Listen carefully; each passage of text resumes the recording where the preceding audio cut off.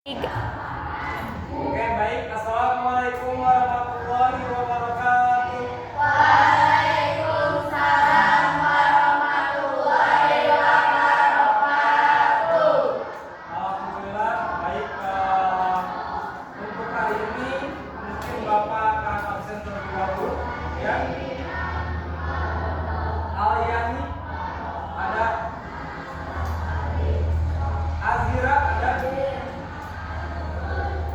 Elvita, Keila, Rizda, Melani, Muhammad Reza,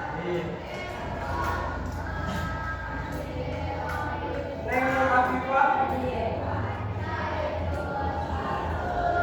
Siti Alvina, Siti Julfa, Najla, Fatimah, Teguh Agung, Tia Aulia, Tiara. Oke, alhamdulillah habis semuanya ya. Jadi mudah-mudahan semuanya sehat walafiat. Oke, baik. Untuk hari ini mungkin Bapak akan melanjutkan dan menerangkan apa yang pernah kemarin kita pelajari tentang apa? Hasil observasi. Nah, dalam hasil observasi itu Bapak sudah menjelaskan di hari kemarin. Bapak ingin tahu kalian sampai mana menangkap pembelajaran di hari kemarin ya. Oke, untuk itu sekarang silakan, sudah apa ya yang kemarin Bapak jelaskan? Kalau begitu ada yang masih tahu tentang pengertian teks hasil observasi itu apa? Silakan.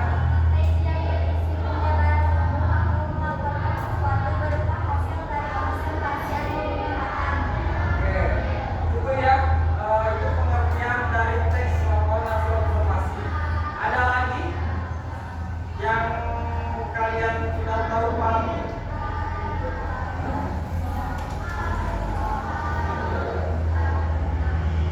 Ya, berarti pengertian teks laporan hasil observasi itu adalah yang berisi penjabaran.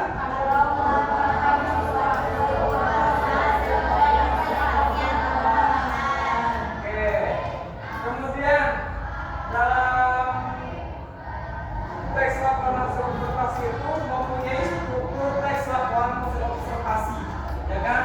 Nah, struktur apa saja yang kalian ketahui? Cingen. Silakan. Satu, kamu apa? Dua, cungen lagi. Apa Melani? Klasifikasi umum, cungen lagi. Ya, ya. Apa? Ya, deskripsi apa lagi cungen? Kamu apa? Deskripsi bagian, cungen lagi. Ada Agung, cungen itu? Udah. Oke. Nah, itu struktur teks laporan hasil observasi ya. Jadi sebelum itu kalian harus berstruktur dulu sebelum membuat teks laporan observasi. Kemudian dari struktur tersebut itu mempunyai ciri-ciri teks laporan hasil observasi. Nah, ada yang tahu tentang ciri-cirinya itu apa saja? Oke, boleh dari Tiara dulu ke sana ya.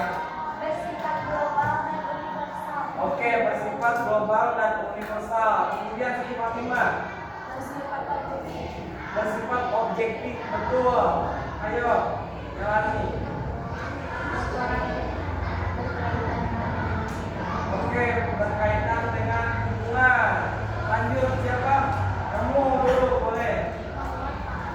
Hah? Membuat fakta. Oke, lanjut. Tia apa Tia?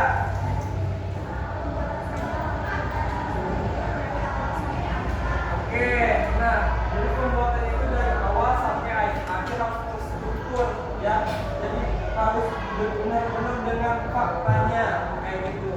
Nah, oke, selanjutnya di sini dalam ciri-ciri tersebut itu mempunyai tujuan membuat teks laporan hasil observasi. Nah, tujuannya untuk apa sih membuat teks laporan hasil observasi? Mulai dari sini dulu contohnya. Apa? Mengatasi suatu masalah. Aku mau coba. Mengambil sesuatu keputusan yang efektif. Kamu apa? Ada yang di belakang?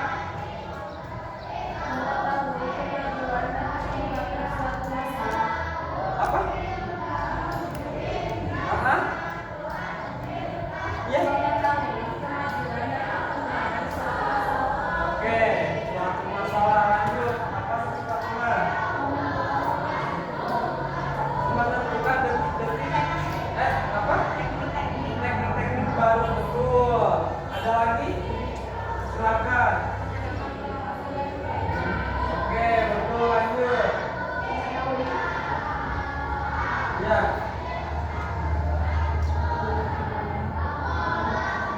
Oke, betul. Dan jalan? Udah. Oke. Dalam tujuan tersebut membuat hasil observasi, yaitu satu, kita harus apa?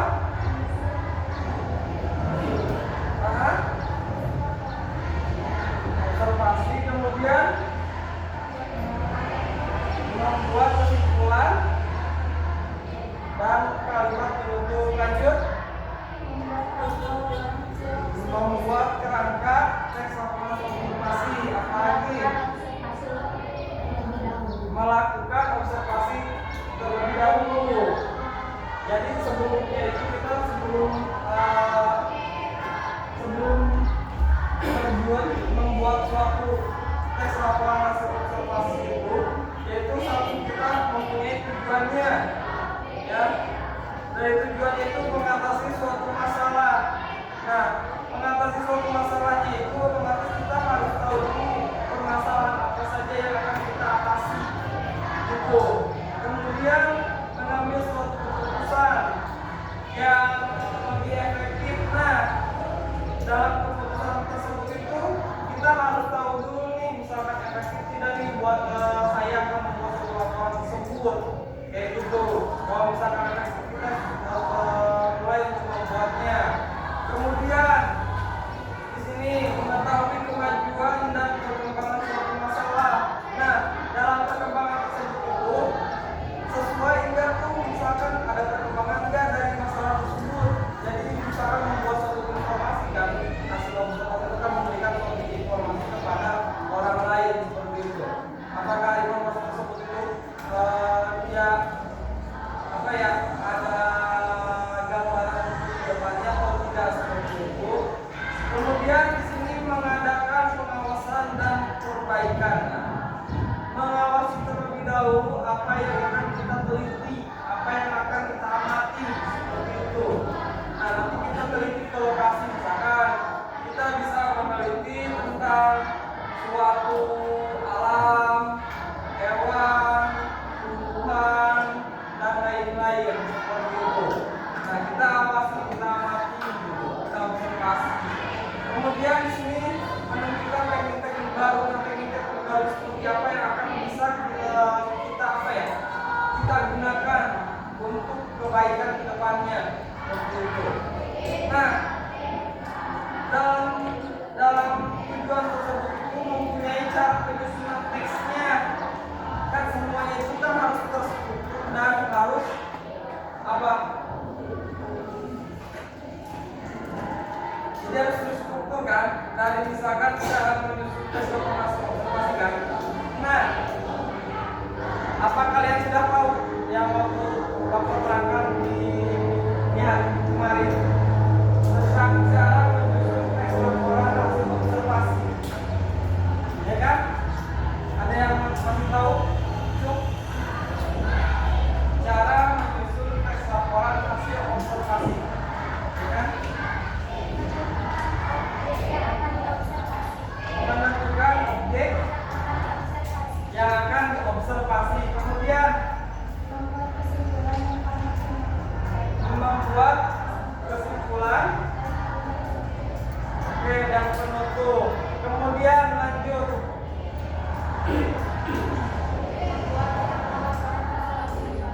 Membuat kerangka hasil teks laporan hasil observasi. Betul.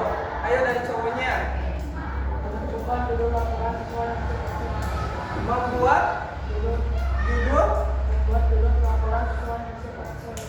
Oke, membuat judul teks laporan hasil observasi. Lanjut. Mulai menyusun kalimat pembuka di bagian awal. Oke, mulai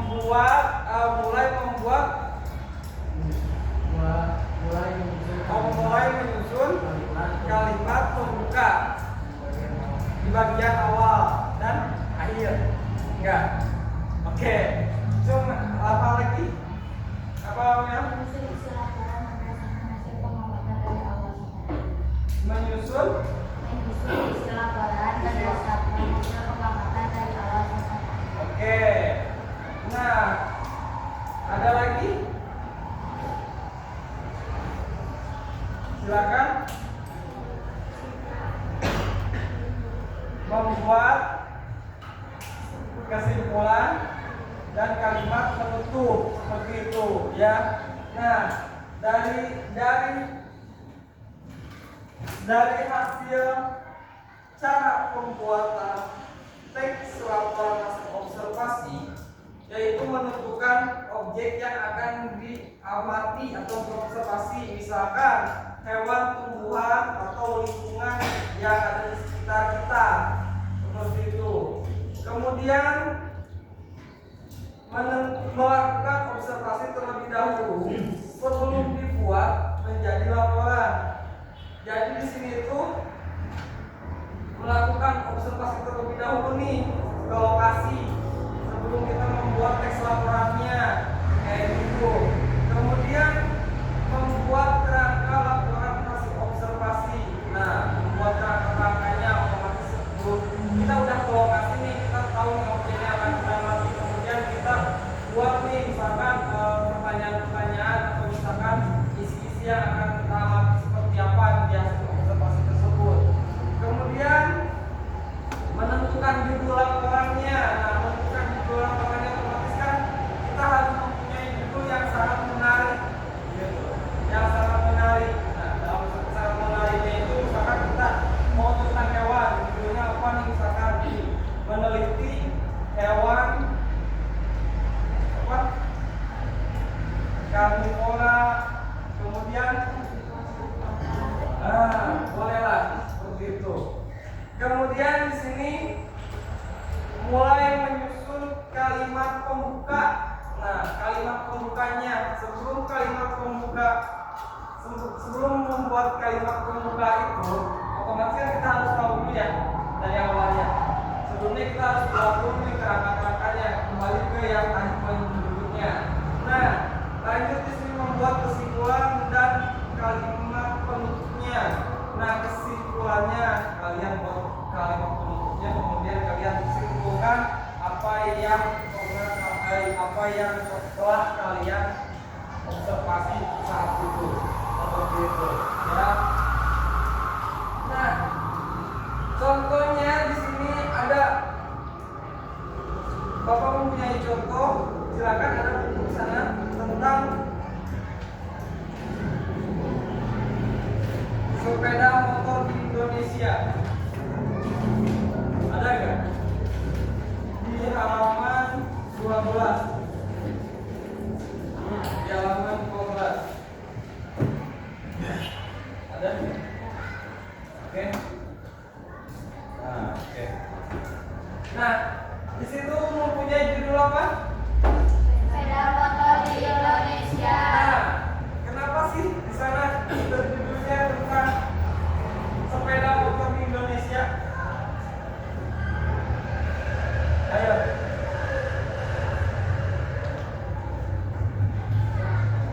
Pak, apa ya? Karena sepeda motor adalah alat transportasi roda dua yang digerakkan oleh mesin. Oke. Nah, dalam sepeda motor yang di Indonesia judulnya itu mengamati kendaraan-kendaraan motor yang ada di Indonesia. Di sana ada di judul juga ada gambarnya juga kan di sana. Nah, silakan untuk itu kita mulai untuk membaca di over ya. Baca di over. Oke, nah kita mulai untuk membaca. Silakan bukunya ada ya. Nah, silakan kita mulai untuk membaca step by step. Misalkan dari Alvina sampai seterusnya kita muter untuk membaca. Dan yang lainnya silakan saat kalian tidak kebagian untuk membaca, kalian siap-siap untuk meresap cerita observasi yang akan kita baca bareng-bareng. Oke? Silakan dari siapa? Alvina. Silakan mulai Alvina. Suaranya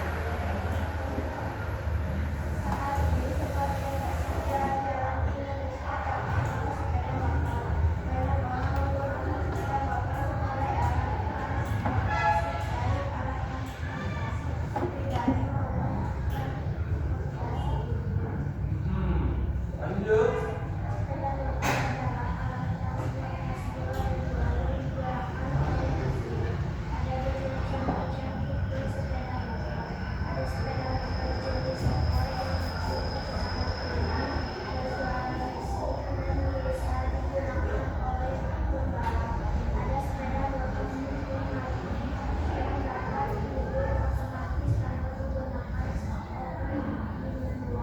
Oke, lanjut.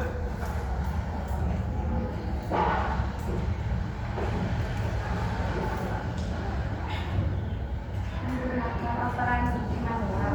Ada sepeda motor bebek manual tanpa kopling. Ada sepeda motor karet yang bisa digunakan di medan darat atau monster air. Ada sepeda motor guys Oke, lanjut. yang dikenal dengan motor bebek yang berkecepatan tinggi. Sepeda motor banyak digunakan di Indonesia karena harganya terjangkau. Dengan uang 15 juta rupiah, orang sudah bisa memiliki sepeda motor baru. Oke, lanjut.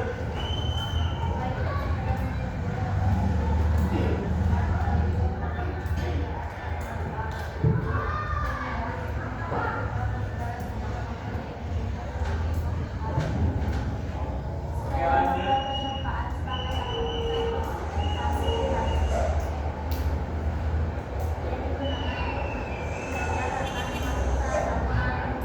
yang hemat yang melakukan sehari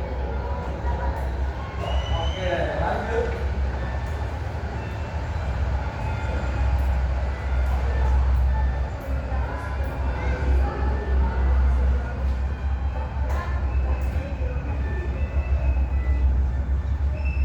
Oke, lanjut.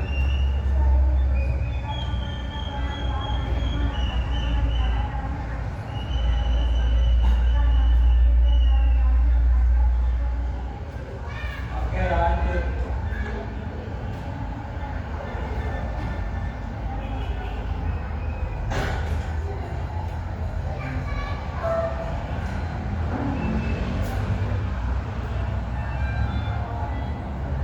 Oke, lanjut.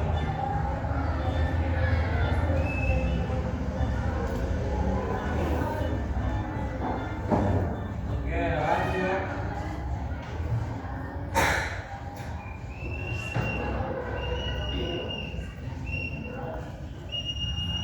Setiap pengendara sepeda motor diwajibkan memakai helm, membawa SIM dan surat tanda nomor kendaraan, serta harus mengetahui semua rambu-rambu lalu lintas. Oke. Aku lalu lintas, lanjut. Selain sebagai alat transportasi pribadi, sepeda motor juga digunakan sebagai alat transportasi publik yaitu sebagai ojek, baik ojek konvensional maupun ojek online. Oke, lanjut dulu baca dulu. Ojek konvensional biasanya disebut ojek dan merupakan alat transportasi yang menggunakan sepeda motor tanpa aplikasi, sedangkan odol merupakan alat transportasi yang menggunakan sepeda motor dan aplikasi khusus dalam menerima pesanan. Oke, lanjut. lanjut temennya.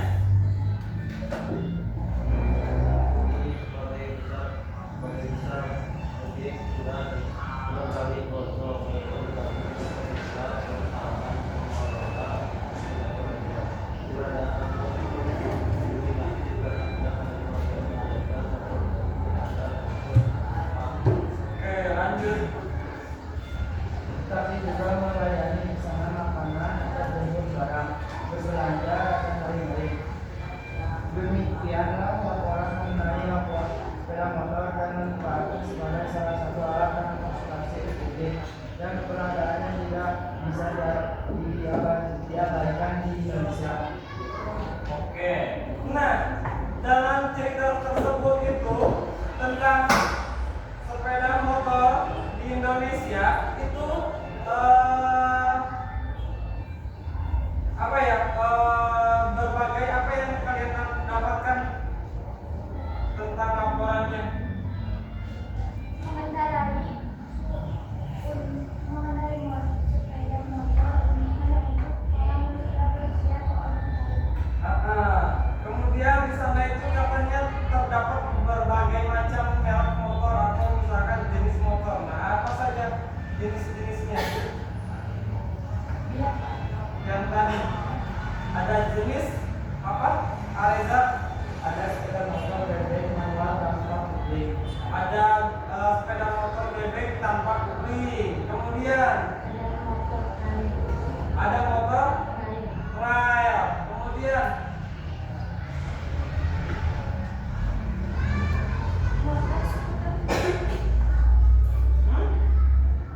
apa?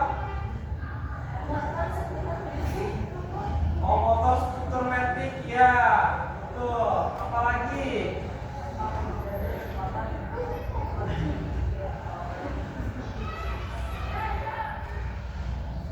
Udah? Oke, di sana juga terdapat ada motor sport juga ya, yang sejenis ini. Kemudian manfaat untuk kendaraan-kendaraan sepeda motor tersebut itu banyak digunakan oleh siapa? Remaja. Oke. Kemudian oleh ojol. Nah, untuk pekerja ojol juga. Nah, fungsinya untuk apa sih? Mencari uang. Contohnya seperti apa? Ojek online. Terus apa lagi? Grab. Kemudian Melayani pesanan makanan. melayani pesanan makanan. Apalagi?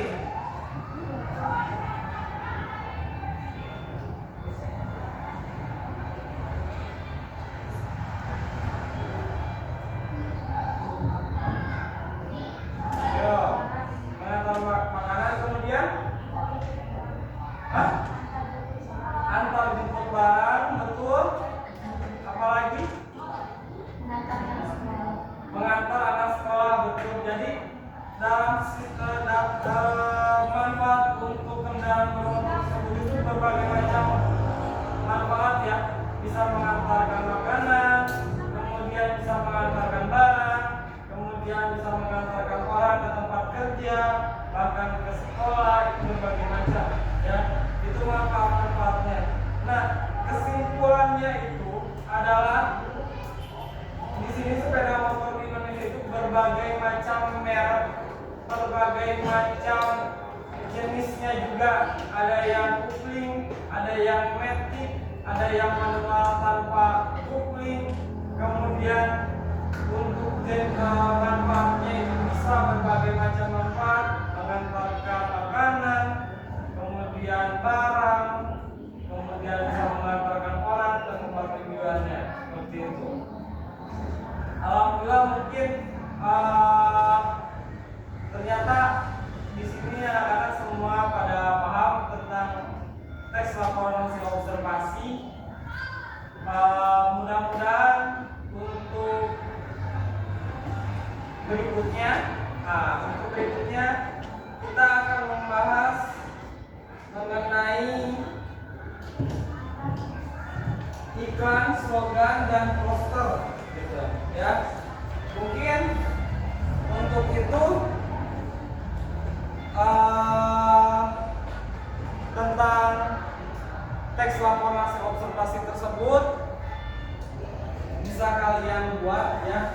bisa kalian buat sekarang. Nanti kita akan berikutnya kita akan membahas tentang slogan, poster, dan iklan seperti itu.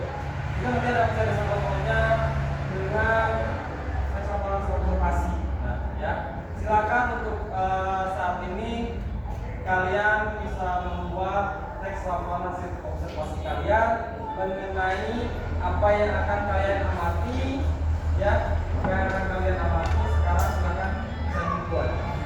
Monggo, silakan dibuat.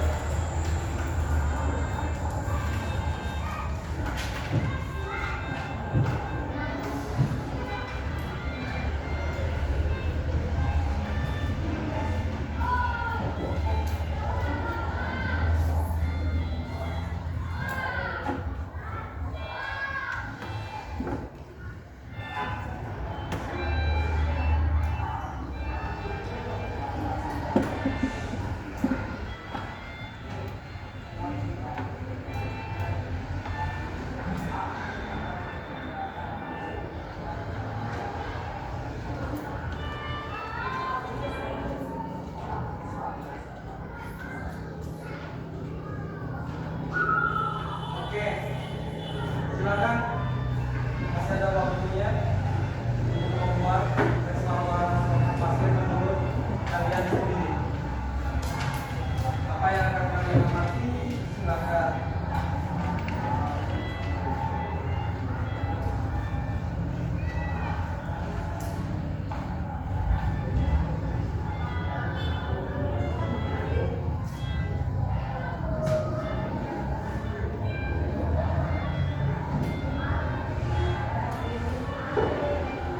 Oke, alhamdulillah ya, ada teman-teman yang sudah beres menulis teks laporan observasi.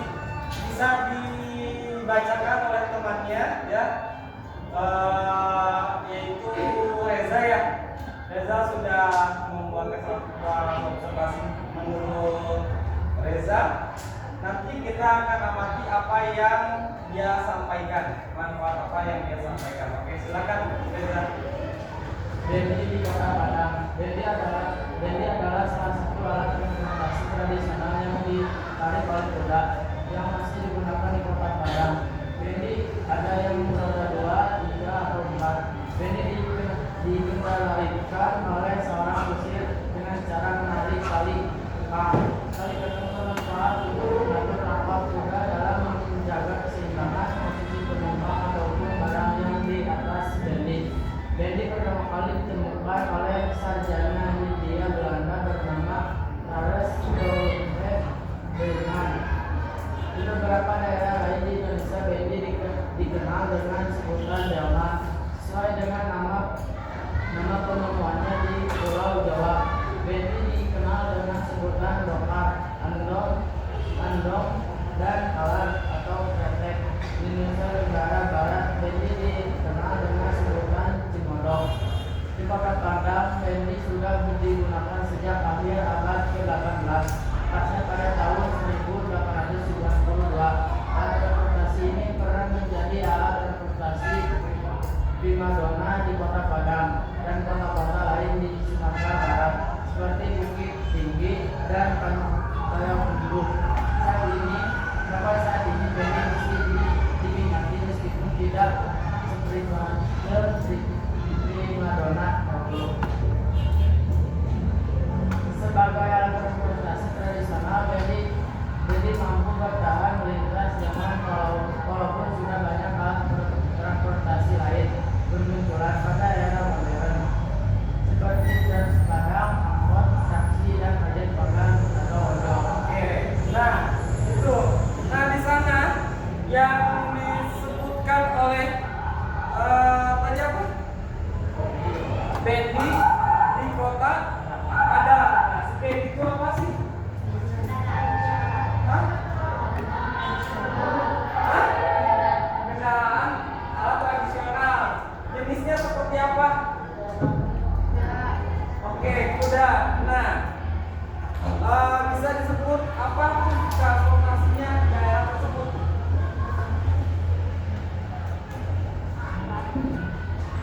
apa?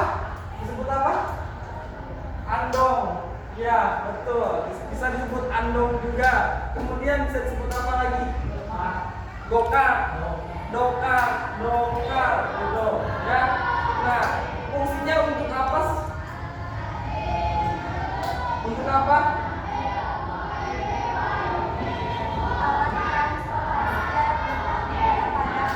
Oke, alat transportasi sana manfaatnya alat transportasi untuk mengantarkan seseorang ke tempat tujuan.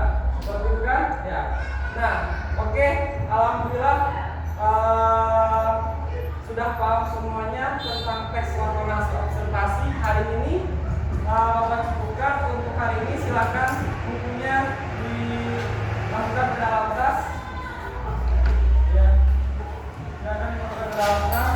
Kita siap-siap bergegas untuk pulang. Silakan.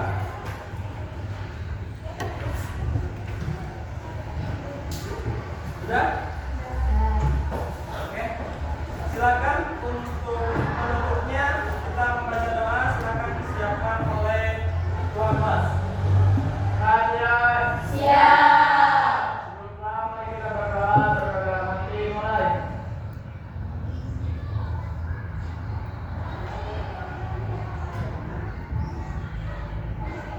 Selesai. Siap memberi salam.